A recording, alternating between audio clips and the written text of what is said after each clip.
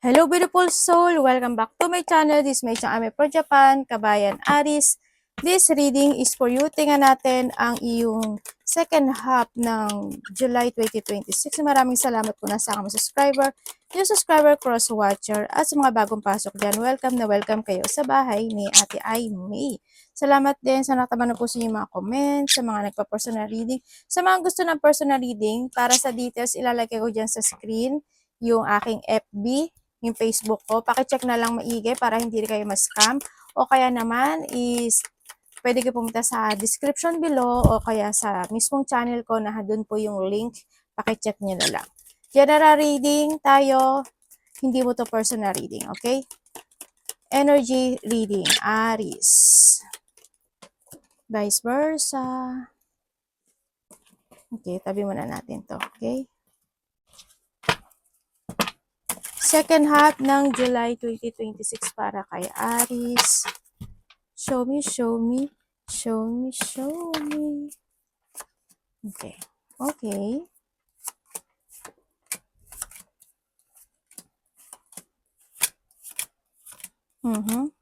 Okay. Aries. Tingnan muna natin yung mga dapat ko makita. Okay, sa iba sa inyo, is nandito yung sitwasyon na maaring may mga bagay o sitwasyon na makakaramdam ka ng saya. Or handong yung point sa iba naman na umaasa kayo sa isang sitwasyon na gusto nyo maganap sa buhay nyo or gusto nyo mag-success sa buhay nyo. Yan, nagkakaroon kayo ng ganun. O gusto nyo ma-develop in some aspect of your life. Pwedeng nato sa point na yon. Nandito yung point, then, na maaring may mga bagay na inaalam, inaaral, sinisiyasat, or may mga creativity ka na you want to grow.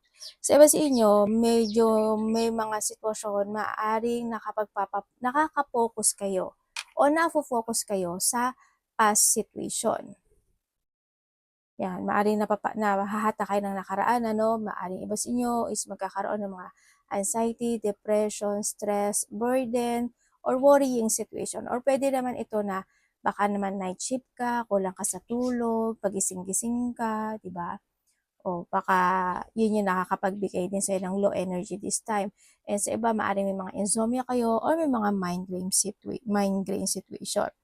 Handa naman yung confident mo this time na nakakamit mo or makakamit mo naman or nakakamit mo yung mga ninanais mo this time sa iba sa inyo. Handun yung new beginning and happiness. May mga fortunate outcome ako na nakikita sa iyo. May mga action and movement akong nakikita rin sa iyo na you want to make it stable. Handito rin yung point na nagkakaroon or mas magkakaroon ka ngayon ng discipline.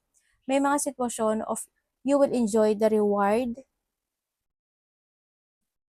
of success dahil sa effort na ibinigay mo. May ganun. Ibig sabihin, may ginawa ka, no? May ginawa ka o may mga naganap o nangyari in the past na this time you will enjoy it, ganyan. This time, mas mararamdaman mo yung reward na yon ay yung success na yon sa inyo. And then, may mga ikakagulat, ikakasyak o ikabibigla ka daw na sitwasyon.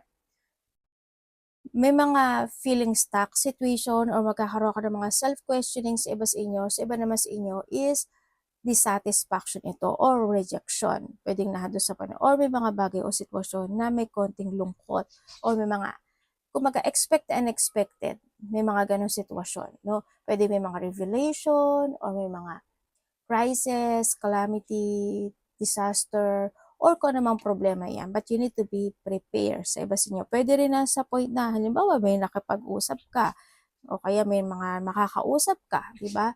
Pwedeng sa kanila mo mararanasan yung mga ganong sitwasyon. Kung may mga makipag-collab, partnership, or dealing man sa'yo, pwedeng nato sa panay. Well, kung ano man yung sitwasyon na yan, mag-ingat na lang din kayo. Mga unexpected situation na yung mga dadamdamin mo daw o dibdib-dibin na sitwasyon.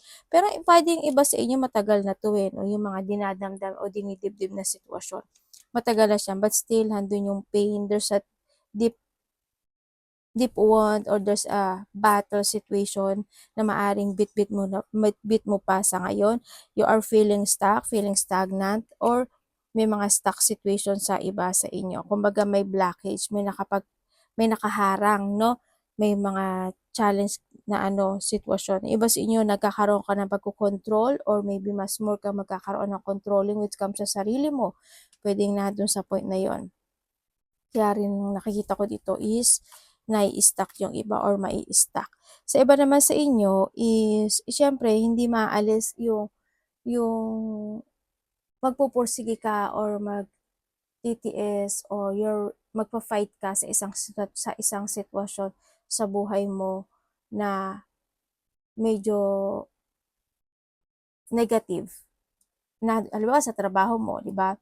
Kumbaga may mga tao na halimbawa, mga tao na hindi good sa'yo, mga nakakausap mo o mga against sa'yo, hindi ka gusto, siguro mas magiging magfa-fight ka doon. Hindi ka naman makikipag-away sa nakita ko para mas magiging more on strong ka, gano'n. Kumbaga habang binabato ka ng bato, ganyan, mas magiging more on strong ka doon sa situation, sa iba sa inyo. Pero may tao or may mga tao na may dark thought pagdating sa iyo, 'no, sa nakikita ko dito. May mga tao or may tao nga dito na hinihiling nila kasamaan, 'no. 'Yun ang nakikita ko sa iba sa inyo. And then also magkakaroon sa iba sa inyo merong opportunity na pwedeng lumagpas sa'yo. Pwede kasi ito is may mga sa iba mga unexpected or expect the unexpected happen na opportunity na darating sa'yo. Yan, yun ang nakikita ko sa iba sa inyo. Pero alam mo, may kasiyahan ka raw. Kumbaga may mga difficulty situation daw na kailangan mo aksyonan or mga a-aksyonan mo na this time na makakamit mo iyon sa iba sa inyo. Abundance is coming, Okay, meron tayong diamond. You'll be receiving or giving a precious gift. Congratulations kung ano man yung marireceive mo, malaki o maliit man yan. In what way? Object, material, pera, or tulong, kung ano man yan. Congratulations. Or maybe ikaw ang magbibigay nito. Okay? But still, congratulations. Yan. And we have the love. Love kasi, siguro mas more ka mag-focus this time sa sarili mo, mas more ka mag-focus sa stability mo, mas more ka mag-focus sa mga tao magbibigay sa'yo ng pagmamahal, mga yan, sa mga tao na i-value ka, also makaka-receive ka ng pagmamahal na magagaling ito sa ibang tao. And younger man, dealing or relationship with a younger man, maaring itong tao na to na younger man is ikaw or maybe someone who's connected sa'yo, pwedeng nahando sa point na yon na mahal mo, na gusto mo siyang tulungan or hingi siya ng tulong sa'yo or ikaw ito sa kanya. Yun na nakita ko. Well, kung ano man siya, kung sino man siya, maaaring magkakaroon ka ng connection. Pero malapit to sa'yo kasi we have the love. Malapit ito sa iyo, no? Sa iba naman sa inyo is we have the bad. Ibig sabihin, enemies are working against you. Ibig sabihin, may nagpiprepare. May nagpiprepare o talagang may taong mga galit sa iyo or galit o mga hindi pagkakaintindihan, conflict ito, no, sa iba. Yan, mga nagmamadtiyag para baka makita ka ng panikin. Mga nagmamadtiyag ng panikin na tinitingnan nila bawat kilos mo, movement mo, galaw mo, pwedeng nando sa point na yon. Or may tao na nagbabalak, maybe na dark thought pagdating sa iyo. Kaya ingat kayo. Pwedeng itong lalaki rin na ito or someone who's connected sa iyo na magkakaroon ka ng connection sa kanila. And sa haystack, karma, you will reap what you have sown. Ito yung sitwasyon na you will harvesting something. Ibig sabihin, may ginawa ka talaga, tulad na sabi ko kanina sa first card natin, di ba? Merong good things happen, di ba? Ibig sabihin, meron kang ginawa, may profit, may merit and profit, kumbaga. Ibig sabihin, something ginawa mo in the past and this time you will harvest it. Halimbawa, sa trabaho, di ba? Nagsipag ka talaga, ganyan, hindi ka nag-absent, pumapasok talaga, then you will receive yung blessing na yun, di ba? Yun yung ma-harvest mo. O tapos, halimbawa, in the past, years, months, or weeks man yan, days man yan, naging mabait ka sa isang tao, di ba? Pwede yun yung sitwasyon na is babalik yun sa'yo. Kung kailan at kung kailan, anong araw o panahon o taon, pero babalik yun sa iyo kasi yun yung ma-harvest mo. Congratulations, Pero syempre, iba pa rin yung sitwasyon na pagsibat tsaka si haystack, pwedeng mag-harvest ka ng sitwasyon ng hindi maganda. Kaya you need to be very careful lang din sa situation mo, no?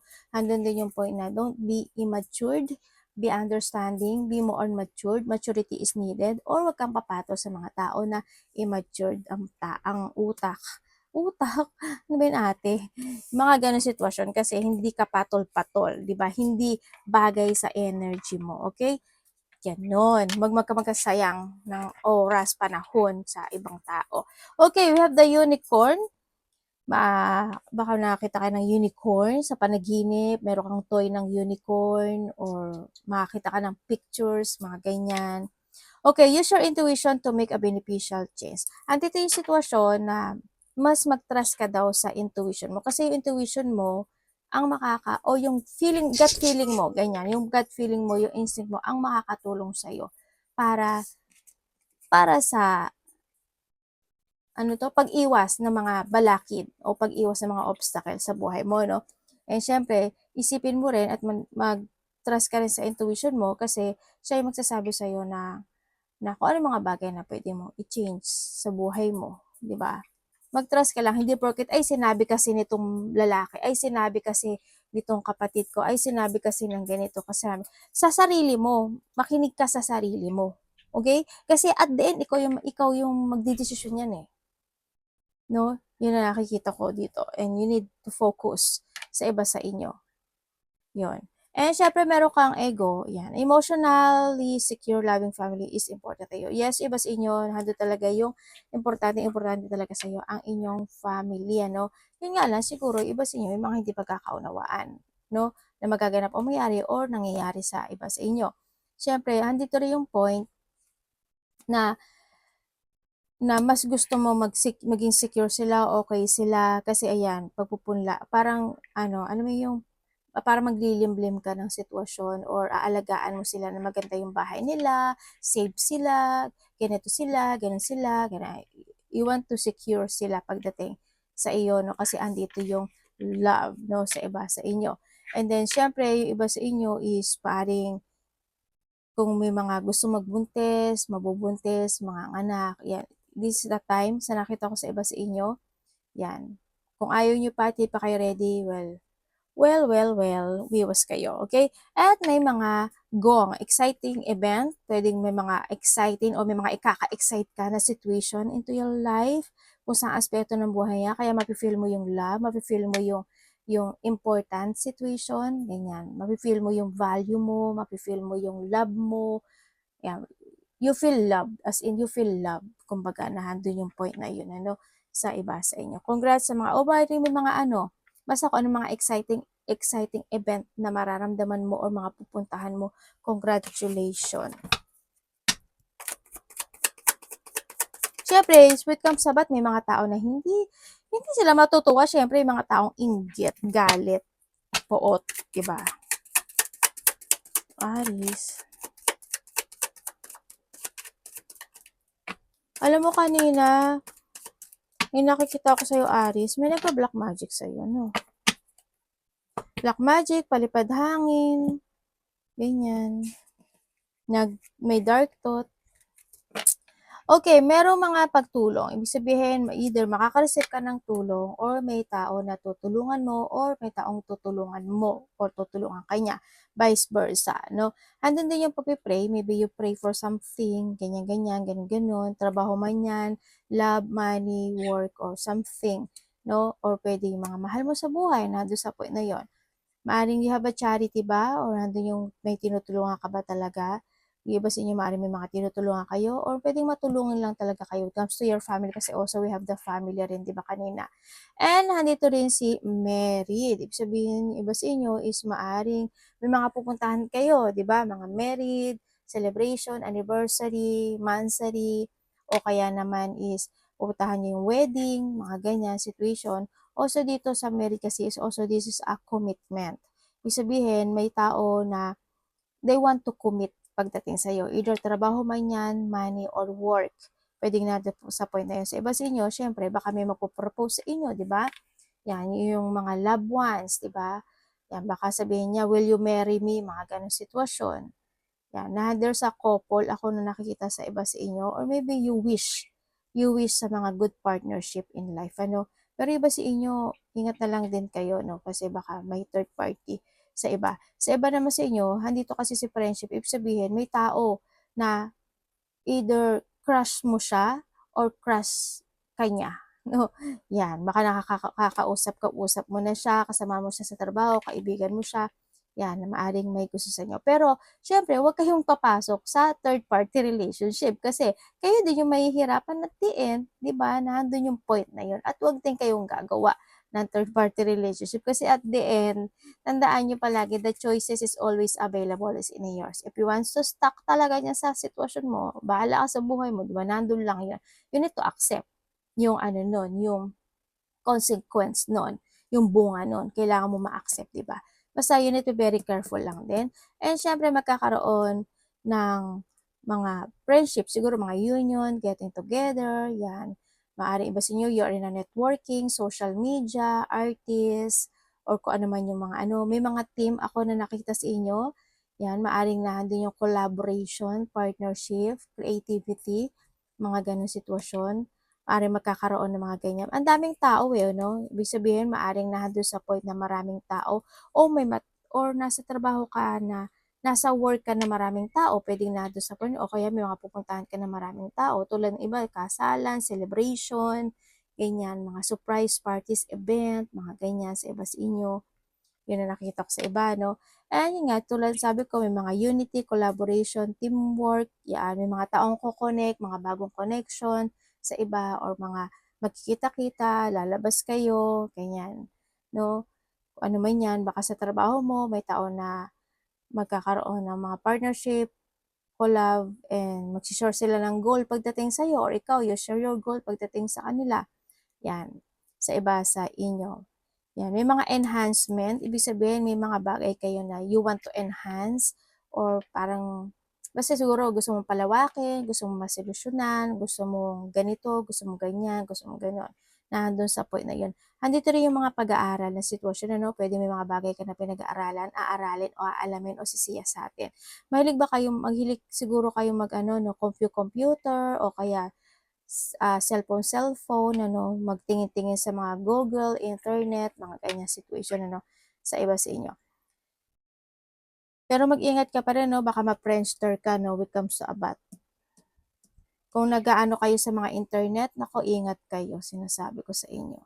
Kung dyan yung makikilala yung mga lovers nyo, well, it's your choice pa rin naman sa iba sa inyo, pero you need to be very careful. Kaya andito nga si unicorn, di ba? Ibig sabihin, you need to trust to your intuition. Kailangan mo magsiyasat talaga. Hmm. Kung sa money naman, you need to be very careful lang din sa iba sa inyo, no? Huwag lang masyadong labis kasi ikaw din yung mahihirapan at the end sa money mo. Sa money mo, may mga success naman. Ako nakikita sa iyo kasi may mga taong darating o may mga parating na opportunity naman sa iyo. Sa iba sa inyo, you need to commit.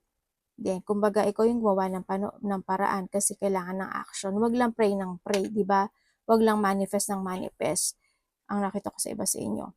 Siguro, ang i-avoid mo lang yung mga sinabi ko kanina, no? When it comes to abat, tapos yung mga third party relationship, mga tao na hindi ka gusto, mga ganyan. Ikaw na lang di magbigay ng distance o distance ka na lang sa kanila. And yan, ito na nga si Merit. May mga merit, godness, measure, morality. Andito din pa. Kasasabi ko lang nito kanina, universe. Ate reklamador. Well, kung ano man yan, basta there's a praying situation, but still, yung, yung hinihiling na yon is makakamit mo siya kasi magaganda siya, di ba?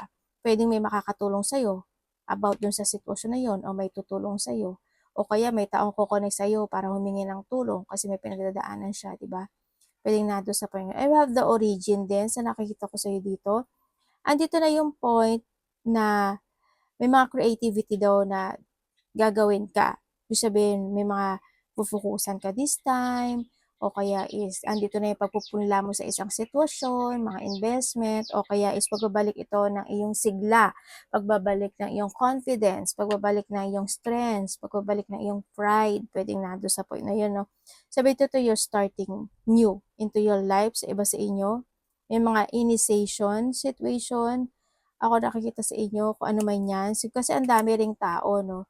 Hindi ko alam bakit, pero kasi maganda naman siya. Ito lang naman ang hindi naging maganda sa nakikita ko dito. But still, ay alam mo, di ba sabi ko sa'yo, iba sa inyo may mga nagba-black magic, palipad hangin, um, mga dark thought situation kasi eto yung ibig sabihin may tao na nagpe-pray na sana ganito, sana ganyan, sana ganon.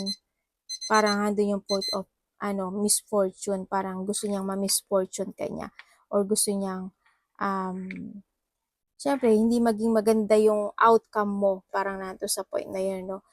Baka kasi also we have the family rin kanina, baka sa hoping, no, wag naman lahat, but still, wag mong pakakalimutan mag-pray palagi kasi nandito kasi yung against sa'yo or sa family mo yan, sa iba sa inyo, no? Yun. Basta ingat kayo when it comes to haystack ha. Tandaan mo palagi is ito yung sitwasyon na kung ano yung ipinula mo, yun yung aanihin mo. Okay? Pero may harvesting situation ka kasi na darating sa buhay mo. Congratulations pa rin. And start a new beginning into your life. Hope. And syempre pag-isipan, pag-aralan mo yung mga bagay, how to grow, ganyan, may mga ganun ka rin iisipin. Kung kailangan mo ng tulong, gawin mo. Kasi may mga tao naman na they willing to love, to give love and support pagdating sa'yo. Basta wag mo kalimutan na mas more ka mag-commit sa situation para mas more mo siyang ma-achieve. When it comes to a diamond, ano, yun ang nakikita ko sa iba sa inyo. Plan. Huwag niyo kakalimutan yung pagpaplano palagi. Yan. Arigato namaste. God bless.